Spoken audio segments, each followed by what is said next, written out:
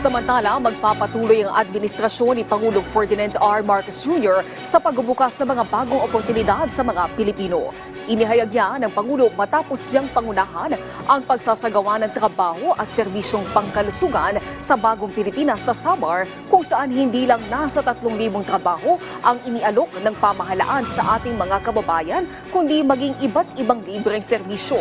Ayon sa Pangulo, ang mga ganitong programa ay ipinatutupad din sa iba't ibang bahagi ng bansa para mas maabot ang ating mga kababayan sa malalayong lugar. Kaya paghihimok ng Pangulo sa ating mga kababayan, sulitin ang mga ganitong aktibidad para makakuha ng mga bagong oportunidad.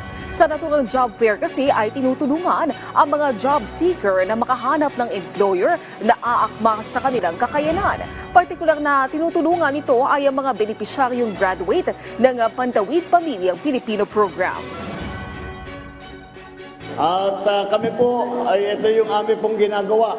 Hindi lamang dito sa inyo, hindi lang dito sa Samar, kung hindi sa iba't ibang lugar sa buong Pilipinas.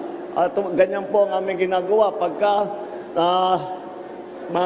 maglalagay kami ng job fair, meron medical mission, yung job fair po, para yan, yung pinakamahirap na gawin ay ang mag-match ng trabaho. Ibig sabihin, bagay yung trabaho doon sa training ng aplikante. Kaya naman, nagpapasalamat tayo sa ating mga employer.